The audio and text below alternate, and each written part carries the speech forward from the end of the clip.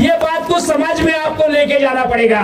इस महाराष्ट्र के अंदर में जो माइक्रो ओबीसी है, जो सोनार है, लोहार है, धोबी है, काशी है, पासी है, मासी है, इस सबको टिकट देने का काम इस महाराष्ट्र के अंदर में 100 ओबीसी माइक्रो ओबीसी को टिकट देने का काम अगर किसी ने किया तो आदरणीय बाला साहब अम्बेडकर ने किया। ये बात ओबीसी में, माइक्रो ओबीसी में जाकर आपको बताना पड़ेगा। अरे जिस आदिवासी को ट्राइबल सीट के बाहर कोई टिकट देने को तैयार नहीं था, आदरणीय बाला साहब अम्बेडकर ने ट्राइबल सीट छोड़ के भी ट्राइबल्स लोगों को, आदिवासी लोगों को टिकट देने का काम किया।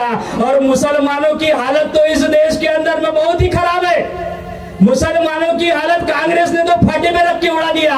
विदर्भ के अंदर में कांग्रेस ने एक भी मुसलमान को टिकट देने का काम नहीं किया, फिर भी मुस्लिम भाई बोलता है कि कांग्रेस मेरा माई बाप है।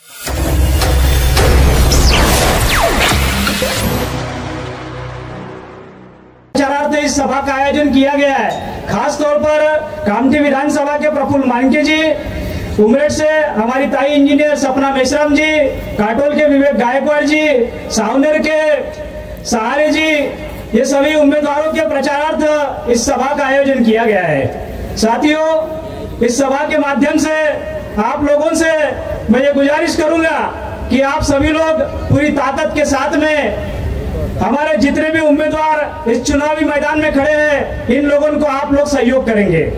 साथियों, मैं आप लोगों से इतना ही कहना चाहूंगा, क्योंकि कांग्रेस पार्टी के बारे में बाबा साहब अम्बेडकर ने कहा था कि कांग्रेस पार्टी ये जलता हुआ घर है, इसका चाराने का भी मेंबर मत होना करके।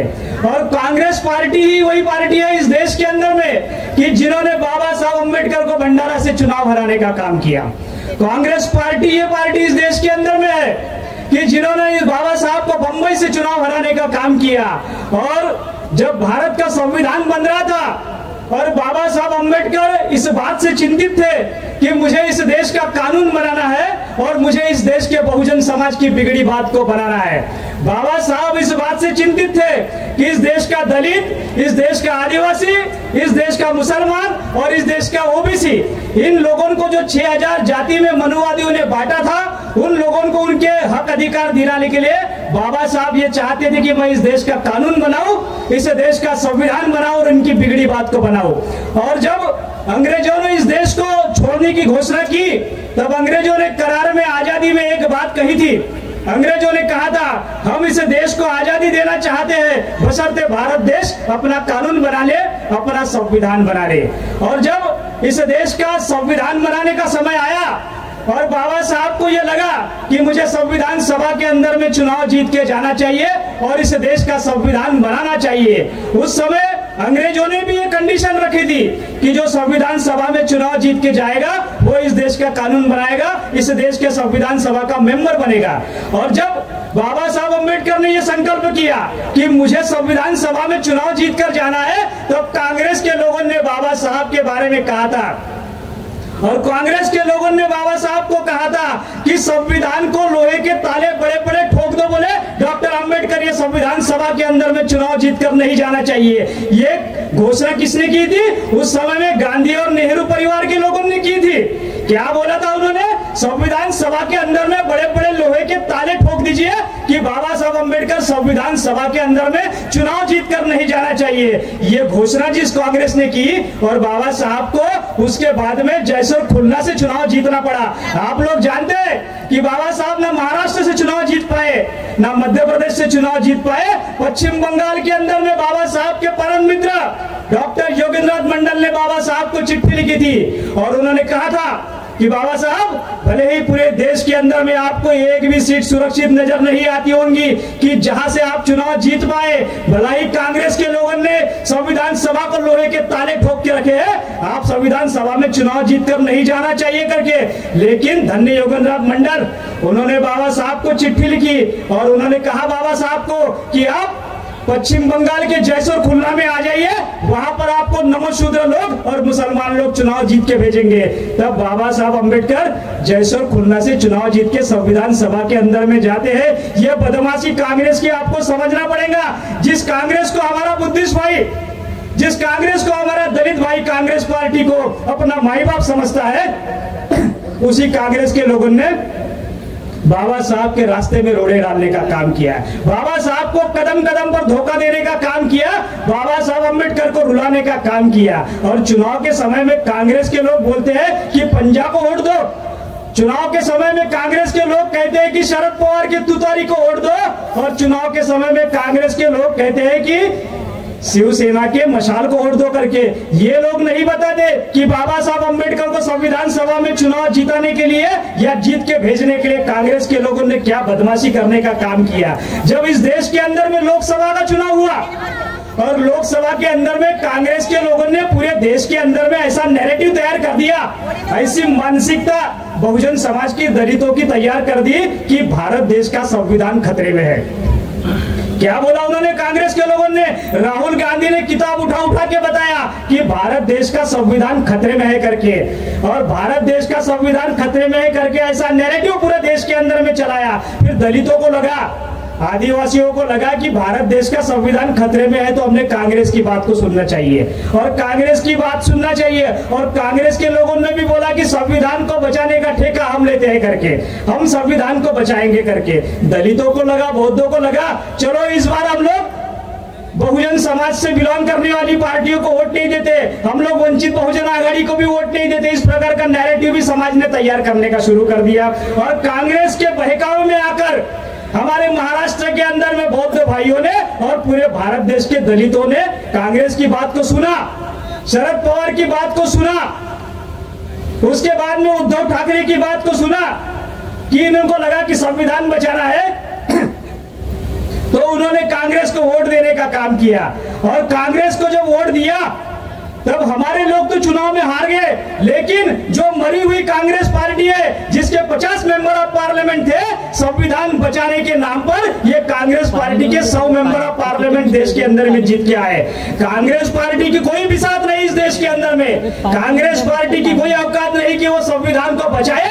या इतिहास गवाह है कि कांग्रेस ने कभी संविधान की रक्षा की है करके, ना भविष्य में कभी कांग्रेस पार्टी इस देश के अंदर में संविधान की रक्षा कर सकती है। संविधान के नाम पर कांग्रेस ने वोट मांगने का काम किया और मरी हुई कांग्रेस ने अपने आप को जिंदा करने का काम किया।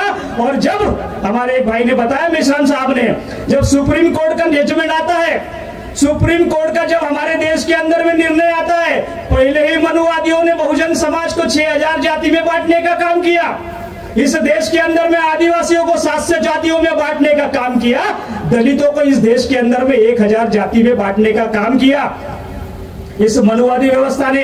लेकिन सुप्रीम कोर्ट का जजमेंट आता है और सुप्रीम कोर्ट कहता है कि शेड्यूल कास्ट को 4 विभाग में बांटा दिया जाएगा, उसका क्लासिफिकेशन किया जाएगा, उसका वर्गीकरण किया जाएगा। और वर्गीकरण का यह नुकसान यह हो रहा है इस देश के अंदर में, इस देश के अंदर में जो कम से कम 22 करोड़, इस देश के अंदर में 25 करोड़ दलित है, उसके अंदर में 15 करोड़ चमार है, उसके अंदर में 2 करोड़ बुद्धिस्ट है, तो ये 17 करोड़ दलितों को सबसे ज्यादा नुकसान इस वर्गीकरण का होने वाला है। ये बात मनुवादियों को भी मालूम है और कांग्रेस को भी मालूम है, मोदी को भी मालूम है और इसके बाद में राहुल गांधी को भी ये बात पता है। उसके बावजूद भी जब वर्गीकरण का निर्णय आया और संविधान सही में जब खतरे में आया, तो कांग्रेस पार्टी के सारे नेता, खड़गे से लेके सोनिया गांधी से लेके राहुल गांधी से लेके सारे बिल में घुस गए, जो संविधान की कॉपी दिखा दिखा के ये बताने की कोशिश कर रहे थे कि संविधान खतरे में है। और ये जब सुप्रीम कोर्ट का जजमेंट आया, दलितों के अधिकार, दलितों के शिक्षा के अधिकार, दलितों के राजनीति के अधिकार, इस देश के अंदर में दलितों के शिक्षा के अधिकार, दलितों के नौकरी के अधिकार जब खतरे में आए, तब उस समय कांग्रेस के लोग सारे बिल में घुस गए और उन्होंने कहा कि हम लोग सुप्रीम कोर्ट के जजमेंट को मानते हैं, चाहे दलितों के अधिकार भी खतरे में क्यों ना आए, संविधान क्यों ना खतरे में आ जाए। ये इस देश के अंदर में कांग्रेस ने बोला। और इतना ही नहीं, जहां कांग्रेस की सरकार है हिमाचल प्रदेश के अंदर में, जहां कांग्रेस की सरकार है कर्नाटका के अंदर में, जहां कांग्रेस पार्टी की सरकार है तेलंगाना के अंदर में, और कांग्रेस पार्टी के आला नेताओं ने कहा, तेलंगाना के चीफ मिनिस्टर ने कहा कर्नाटका ने चीफ मिनिस्टर ने कहा we are the first state to going to implementation of the supreme court judgment in favour of the anti favour of the Bahujan Samaj, Dalit समाज। ये जजमेंट उन्होंने अपने स्टेट के अंदर में और दलितों के खिलाफ में जो जजमेंट सुप्रीम कोर्ट का आया उसको लागू करने का काम सबसे पहले कांग्रेस सरकार ने कर्नाटका के अंदर में और तेलंगाना के अंदर में करने का काम किया। ये बदमाशी हमारे बुद्धिस्ट भाइयों को कब समझेंगी? चुनाव के अंदर में जो वो आते हैं संविधान दिखाने का काम करते हैं, वो बोलने का काम करते हैं कि दगड़पेक्षा ईंट मऊ। मुझे बताइए मेरे भाई सामने बैठे हुए, अगर उनको पत्थर मारूंगा मैं सर पर तो भी खून निकलेगा? निकलेगा? अगर उनको मैं ईंट फेंक के मारूंगा तो भी उनके सर से खून निकलेगा? निकलेगा कि नहीं? तो कांग्रेस पार्टी की ये बदनामी हमको समझना पड़ेगा। कांग्रेस पार्टी या भारतीय जनता पार्टी ये आपस में नागनाथ और सांपनाथ है। कांग्रेस के बारे में बताना चाहता हूं कि कांग्रेस पार्टी हरी घास के अंदर में हरा जहरीला सांप है जो आपको दिखाई नहीं देगा, और भारतीय जनता पार्टी हरे घास के अंदर में लाल जहरीला सांप है जो आपको दिखाई पड़ेगा, जो खुला दुश्मन आपको है। लेकिन हमारे लोगों को लगता है कि कांग्रेस पार्टी तो हमारा माई बाप है। अरे कांग्रेस पार्टी के इतिहास को तो समझने की कोशिश करो। कांग्रेस पार्टी ने बाबा साहब के साथ में धोखा नहीं किया तो यहाँ के ओबीसी नेताओं के साथ में भी धोखा किया। जब देश आजाद हुआ और देश का पहला प्रधानमंत्री बनाने का जब समय इस देश के अंदर में आया, तब इस देश के अंदर में कांग्रेस पार्टी का 15 लोगों का कार्य कमेटी हुआ करता था, और उस 15 लोगों में से 13 लोगों के वोट ये किसको मिले थे? ओबीसी के कुंभी समाज के सरदार वल्लभ भाई पटेल को मिले थे। कांग्रेस पार्टी में यह तय हो गया था कि ये ओबीसी का नेता, ये कुंभी का बेटा इस देश के अंदर में पहला प्रधानमंत्री बनेगा। लेकिन उस समय में मोहनदास करमचंद गांधी ने क्या बोला कि नहीं बोले, मनुवादी व्यवस्था के आधार पर, ब्राह्मणवादी व्यवस्था के आधार में इस देश का ओबीसी तेली कुंभी मारी शूद्र है और शूद्र इस देश का पहला प्रधानमंत्री नहीं बन सकता। तभी जाके ओबीसी के पेट में खंजर मारने का काम Congress party, Gandhi and company ने करने का काम किया। ये इतिहास को भी हमारे ओबीसी भाइयों ने समझने की कोशिश करना पड़ेगा साथियों। जब हमारे देश के अंदर में जब शिवाजी महाराज की बात आती है, शिवसेना ताल ठोक के इस देश के अंदर में बोलती है। क्या बोलती है शिवसेना इस देश के अंदर में? महाराष्ट्र के अंदर में बोलते हैं कि शिवसेना के लोग, उद्धव ठाकरे के लोग और ये शिंदे के लोग कहते हैं कि हम भारत के अंदर में, महाराष्ट्र के अंदर में शिवशाही चलाने का काम करते हैं। मैं उद्धव ठाकरे से सवाल करना चाहता हूं कि शिवाजी महाराज के गुरु कौन थे?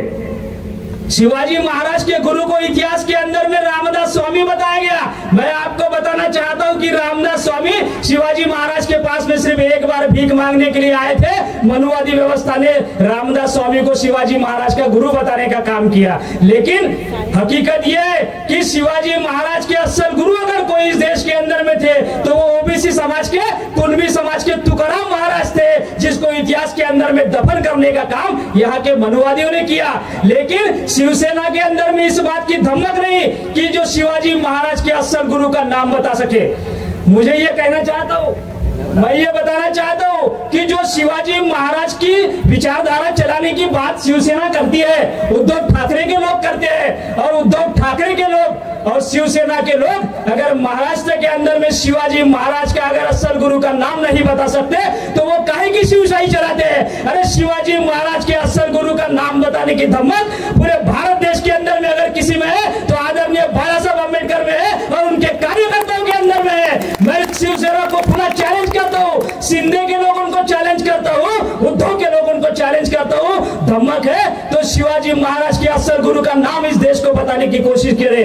उनको इस बात का डर है कि अगर तुकाराम महाराज का नाम अगर सामने आ जाए तो कुणबी समाज में, ओबीसी समाज में भी शिवाजी महाराज का गुरु पैदा हो सकता है। ये बात समाज के अंदर में जाएगा। इस बात का डर कांग्रेस के अंदर में है, इस बात का डर शिवसेना के अंदर में है। इसलिए साथियों, बहुजन समाज की एक ताकत बनने जा रही है। बाला साहब अम्बेडकर के नेतृत्व में आने वाले समय में बाला साहब अम्बेडकर ने एक एक उम्मीदवार हमारे ताकतवर दिए हैं। और जब समाज के अंदर में मैं जब घूमता हूं तो कुछ लोग बोलते हैं कि एकीकरण करना चाहिए करके, समाज का एकीकरण करना चाहिए। किसका एकीकरण करना चाहिए? अरे आप क्या एकीकरण की बात करते हो? बाला साहब अम्बेडकर ने एक झटके के अंदर में समाज का एकीकरण करने का काम किया। इस महाराष्ट्र के अंदर में 100 बुद्धिस्ट लोगों को अगर किसी ने टिकट देने का काम किया तो आदरणीय बाला साहब अम्बेडकर ने किया।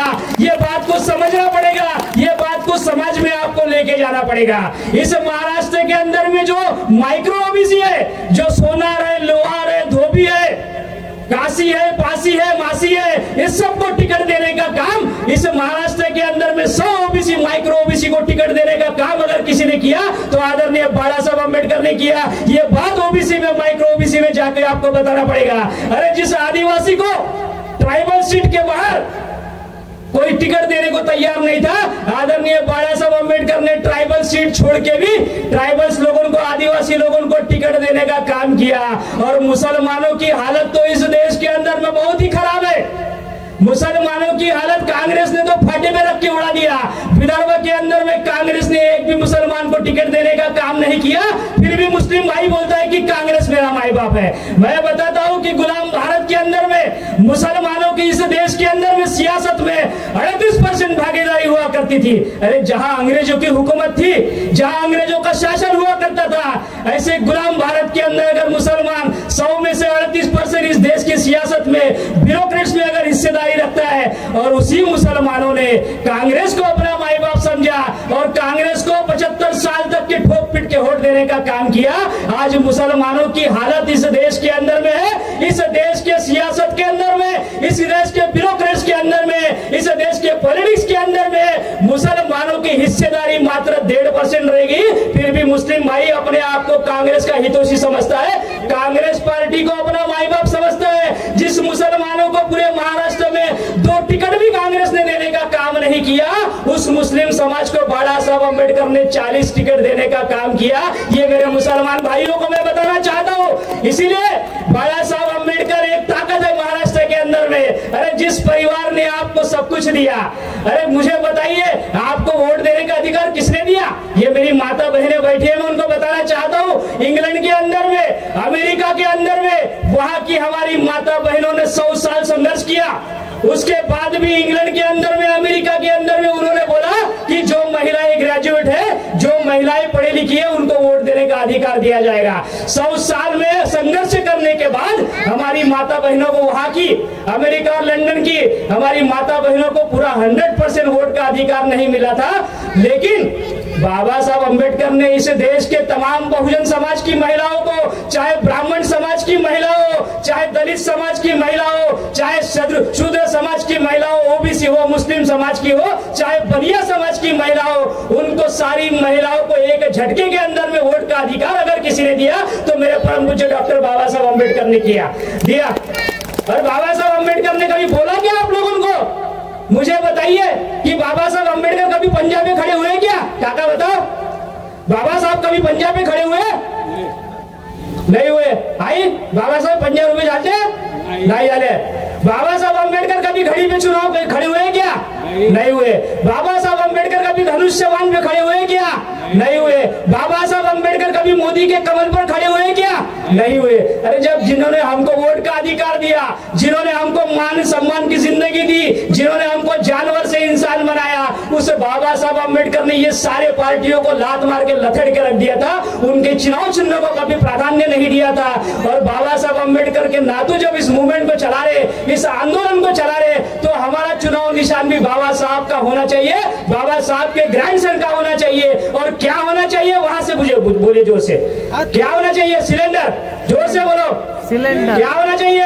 सिलेंडर। बाबा साहब का चुनावी निशान सिलेंडर है और हर घर के अंदर में सिलेंडर है। हमारे देश के अंदर में 99% लोगों के घर में सिलेंडर है। अगर सिलेंडर नहीं रहेगा तो किसी के घर का चूल्हा नहीं जलेगा, बराबर है?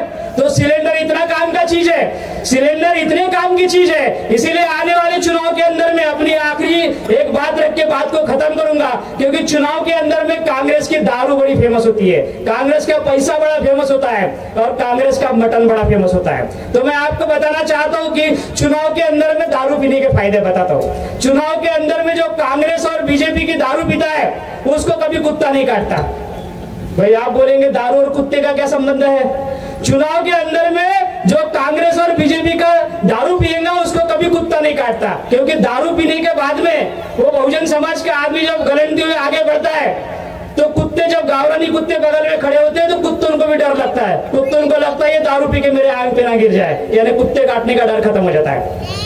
दूसरा, चुनाव के अंदर भी कांग्रेस और बीजेपी वाले बहुजन समाज के लोगों को इतनी बुरी आदत लगा के रख दी है कि वो चुनाव के अंदर में आपको दारू पिलाएंगे, मटन खिलाएंगे, 100 रुपए की 500 रुपए की नोट भी आप लोगों को दे देंगे और उस समय में वो उसी पैसे से दारू पीते हैं। 15 दिन तो ये कांग्रेस बीजेपी वाले दारू पिला देंगे, हमारी मेश्राम दाई या प्रफुल्ल मानकी जी आपको चुनाव में दारू भी नहीं पिलाएंगे, मटन भी नहीं खिलाएंगे, आप कच्चा चिवड़ा खिला सकते हैं। ठीक है, तो ये चुनाव के अंदर में हमारे बहुजन समाज के युवाओं की आदत को इतना बिगाड़ देते हैं कि वो चुनाव खत्म होने के बाद में उसको दारू पीने की आदत लग जाती है। फिर उसके बाद में वो क्या करता है, जो चुनाव के अंदर में कांग्रेस और बीजेपी की दारू पीता है, उसका दूसरा फायदा ये है कि उसके घर में कभी चोरी नहीं होती है। बोलेंगे आप चोरी का दारू का क्या संबंध है? चोरी का इसीलिए फायदा है, इसीलिए संबंध है उस बात का कि चुनाव के अंदर में कांग्रेस बीजेपी के जो दारू पीता है उसको इतनी बुरी आदत लग जाती है कि अपने घर का एक एक सामान बेच डालता है वो दारू पीने के लिए। फिर चोर को लगता है कि इसके घर में कुछ बचा ही नहीं तो चोरी करने का क्या फायदा, तो उसके घर में चोरी नहीं होती है। और तीसरा, कांग्रेस बीजेपी एनसीपी शिवसेना की चुनाव के अंदर में दारू पीने का तीसरा बड़ा सबसे बड़ा फायदा यह है कि उसको कभी बुढ़ापा नसीब नहीं होता, उसको कभी बुढ़ापा नसीब नहीं होता। तो बोलेंगे आप दारू पीने का और बुढ़ापे का क्या संबंध है? मैं आपको बताना चाहता हूं कि चुनाव के अंदर में कांग्रेस और बीजेपी की दारू पी पी के वो हमारे बहुजन समाज का युवा इतना खंगर जाता है, उसके नस नाड़ी इतनी ढीली हो जाती है कि उसको बुढ़ापा नसीब नहीं होता, वो जवानी में भगवान को प्यारा हो जाता है। तो ये तीसरा फायदा है कांग्रेस और बीजेपी के दारू पीने का। इसीलिए मेरी माता बहनों से गुजारिश है, आप लोगों से गुजारिश है, आप जिस क्षेत्र में रहते हैं, आप जिस बस्ती के अंदर में रहते हैं, जिस गांव के अंदर में आप लोग रहते हैं, हमारे चुनावी निशान सिलेंडर को आपको घर घर में लेके जाना है, सारे बहुजन समाज को अपनी विचारधारा बताना है, विचारधारा के आधार पर हमको वोट मांगना है। क्योंकि मैं एक चीज बहुत स्पष्ट बता देना चाहता हूँ कि Vanchit Bahujan Aghadi is not only political party, Vanchit Bahujan Aghadi is the mission of the Phule Shah Ambedkar and the lord Buddha. ये मिशन है हमारे महापुरुषों का। इस मिशन को, इस कार्यों को आगे बढ़ाने के लिए आप लोगों को इस बात का संकल्प करना है। और जाते समय आप लोगों को फिर से गुजारिश करूंगा कि आप लोगों का एक एक वोट सिलेंडर के सामने गिरना चाहिए। आपके दोस्त, भाई, रिश्तेदार जहां जा रहे थे उन लोगों को बोलिए कि आने वाले समय में महाराष्ट्र के अंदर में वंचित बहुजन आघाड़ी ये बैलेंसिंग ऑफ पावर बनकर उभरने वाली है। और महाराष्ट्र के अंदर में जब भी नई सरकार बनेगी 26 तारीख के पहले, मैं विश्वास और भरोसे के साथ में आपको बताना चाहता हूं कि आदरणीय बाला साहब अम्बेडकर इनके मर्जी के बगैर महाराष्ट्र की सरकार नहीं बनेगी, उनके मर्जी के बगैर महाराष्ट्र की सरकार नहीं बनेगी। इसीलिए जाते समय इतना ही बोलूंगा कि बिगड़ी हुई अकल से हिमाकत है बेहतर, कि बिगड़ी हुई अकल से हिमाकत है बेहतर और धोखे की मोहब्बत से अदावत है बेहतर। सरजमी से भारत की कसम, 100 बार की गुलामी से बगावत है बेहतर, बगावत है बेहतर। जय भीम, जय भारत, खुदा हाफिज।